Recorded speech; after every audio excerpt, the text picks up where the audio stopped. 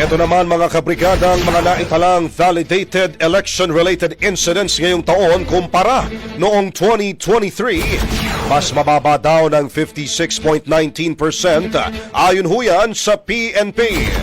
Brigada Kath Austria, ibrigada mo! Brigada Live Report.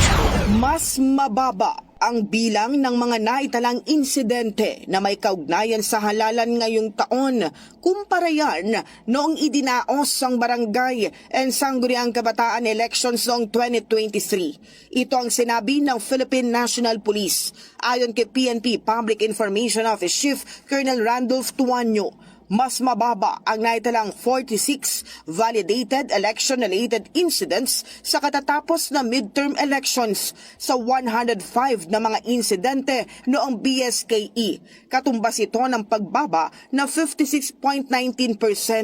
Karamihan sa naitalang bilang ng validated ERI ay mula sa Cordillera Administrative Region. Sumunod ang Bangsamoro Autonomous Region, Calabarzon at Region 9, habang may naitala ring insidente sa Regions 3, 5, 6, 11, 12, 1, 8 at Region 10.